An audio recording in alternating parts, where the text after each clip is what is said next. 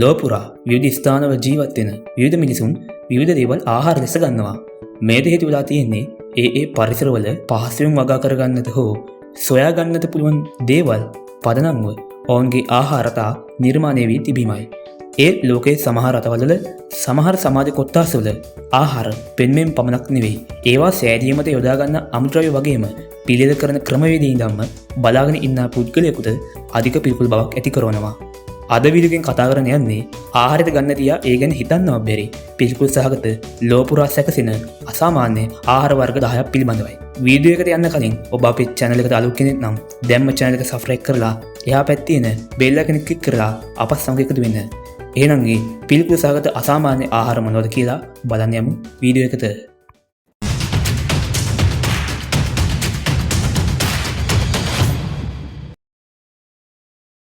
අංක 1. බදින ලද මකුළුවන් කාම්බෝජය. කාම්බෝජයේ පුරාවටම පැතිරුණු මේ ආහාරය පහසුවෙන් ලබාගත හැකි වෙනවා. විශේෂයෙන්ම ඉස්කෝන් නම් නගරයේදී සාධාරණ මිලකට මේවා ලබාගන්න පුළුවන් බව වාර්තා වෙනවා. බදින ලද මකුළුවන් පිළියෙල කරන්නේ සුදුලුණු තෙලේ ගැඹුරු බැදීමක් සිදු කිරීමනි. නියම් පදම පැමිණි පසු ඒවාවල බාහිර පෙදෙස කරකරගා හැපෙන බවත් එහි මැදය මෙලෙක් හා ඇලෙන සුළු ගතියෙන් යුක්ත බවත් ආහාරයට ගත් අය පවසනවා. වැඩි වශයෙන් දිවි මකුළුවන් මේ සඳහා යොදාගන්න අතර මේ ආහාරයේ උපත ගැන කතා කිරීමේදී යම් කාලයක කාම්බෝජයේ ආහාර හැඟයන් නිසා කාම්බෝජ වැසියන්ට විකල්ප ආහාර පබ සොයා ගන්නට සිදු වුණා. ඒ හේතුවෙන් විකල්ප ආහාරය ලෙස ඔවුන් මකුළුවන් ආහාරයට ගැනීම සිදු කළා. පසු කාලෙක මේ ආහාරය කෙටි ආහාරයක් ලෙස ජනප්‍රිය වූ අතර සංචාරකයන් සඳහාද අලෙවි කළා. දෙවි මකුළුවන් ආහාරයට ගැනීමෙන් රූප ස්වභාවය වැඩි වෙන බවත් කාම්බෝජයේ වැසියන්ගේ ප්‍රසිද්ධ මතයක්. අංක 2. කුරුමිනි පිලව් පේරු රාජ්‍ය. පේරු රාජ්‍යයේ ඇමසන් වනයේ අසබද ජීවත්වන ජනයා පොල් කුරුමිනි පිලවුන් එක්රැස් කර ඉරතුවක් වැනි යම කමුණා ගින්දරින් පුලුස්සා කෑමට ගන්නවා. හොඳින් පිලිස්සුණු පිලවුන් කුකුළු සමක් මෙන් රසයෙන් යුතු බවත් අර්ධ වශයෙන් පිලිස්සුණු පිලවුන් ඇලෙන සුළු ගතියෙන් යුක්ත වන බවත් පවසනවා. මේවා ප්‍රෝටීන බහුල ආහාරයක්ද වෙනවා. පේරු රාජ්‍යයට සංක්‍රමණය වන සංචාරකයන්ගේ ප්‍රසිද්ධ ආහාරය ලෙස කුරුමිනි පිලව් හඳුන්වන්න පුළුවන්. අංක 3. බලුත් හෙවත් කලල සහිත බිත්තර පිලිපීනය. බලුත් යනුවෙන් හැඳින්වෙන තාරා බිත්තර පිලිපීනයේ ජනප්‍රිය ආහාරයක් වෙනවා. සාමාන්‍යයෙන් ලෝපුරා මිනිසුන් ආහාරයට ගන්න බිත්තරවලට වඩා මෙහි ඇති වෙනස මේ බිත්තරය තුළ සංසේචිත කලලයක් අන්තර්ගත වීමයි.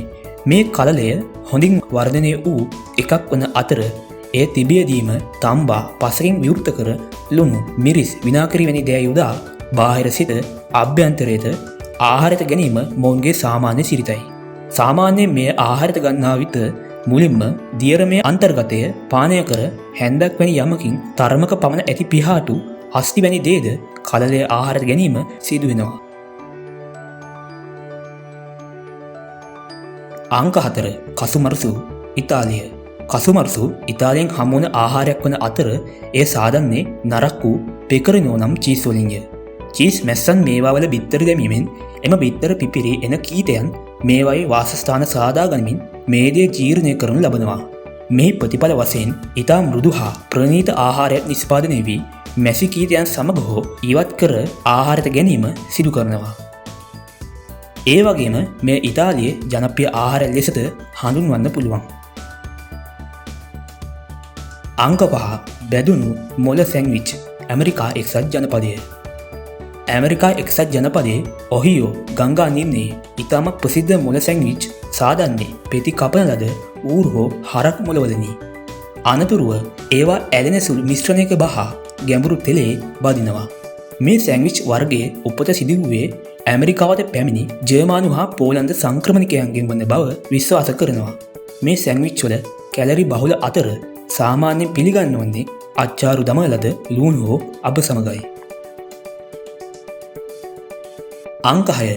කොරල් පනුවන් සැමෝවා. සැමෝවා දේශයේ ප්‍රාදේශීය ව්‍යවහාරයෙන් පැලුලා යනුවෙන් හැඳින්වෙන පනු වර්ගය ජීවත් වන්නේ සැමෝවා දූපත්වලට මදක් ඈතින් පැසිෆික් සාගරයේ ඇති කොරල් පරවලයි. සාමාන්‍යයෙන් දේශගුණික වෙනස් වීම් වලට අනුකූලව වසර කීපයකට වතාවක් මොවුන් කොරල් පරවලින් එළියට පැමිණෙනවා. මොවුන් එළියට පැමිණෙන කාලය ගැන හොඳින් දන්නා දේශීය ජනයා මොවුන් පැමිණීමත් සමග කොරල් මතින් සූරාගෙන අමුවෙන් ආහාරයට ගන්නවා. මීට අමතරව තෙල් දමා හෝ පාන්වල තැවරීමෙන්ද ආහාරයට ගන්නවා. මේවා දීප්තිමත් නිල් පැහැයෙන් යුතු වන අතර මේ රසය ලුණු වතුරේ තබන ලද හරක් පියකුඩු වල රසට සමාන වන බව පැවසෙනවා. පසවන ලද මාළු කොරියාව. පසවන ලද මාළු කොරියානුවන් ඉතා ප්‍රිය කරන ආහාරයක් වන අතර හොන්ගෙයෝ ලෙස මේවා හඳුන්වනු ලබනවා. මේ ආහාරය හුරුනැති කෙනෙක්ට එක් වරම මෙයින් දැනෙන්නේ තිනර මුසුවුණු ආරෝග්‍ය ශාලා පවිත්‍රකාරක දියරයක ගන්ධයක්. සාමාන්‍ය මේ ආහාරය පිළිගන්වන්නේ කිසිදු පිසීමක් නොකර අමුවෙන්මයි.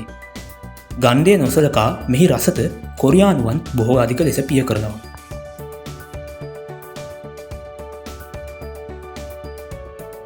අංක 8 පළගැතියන් ඊස්ට්‍රාලය. ඊස්ට්‍රාලයේ මෑතකදී පළගැති වසංගතයකටද මුහුණ දුන්නා. සාම්ප්‍රදායනුකූල කොෂෙර් හෙවත් යුදෙව් ආහාර නීතියට අනුව ආහාරයට ගත හැකි එකම කෘමියා පළගැතියා නිසා ඔවුන් වඳ කිරීමට ඊස්ට්‍රාල් ජාතිකයන් සිදු කරේ නැහැ. ඒ වෙනුවට ඔවුන් එම පළගැතියන්ව ආහාරයට ගනු ලැබුවා. ගැඹුරු තෙලේ බැද චොකලට් තවරා පළගැතියන්ව ආහාරයට ගන්නවා. ඒ වගේම ඊස්ට්‍රාලයට අමතරව තව රටවල් ගණනාවකම පළගැතියන් ජනප්‍රිය කෑමක් වෙනවා. අංක 9 කොහොඹ පිලව් මෙක්සිකෝව. බැලූ බැල්මට මේ දිස්වෙන්නේ කුමක් හෝ දාන්නකින් සාදා ඇති කෑම වේලක් ලෙසයි.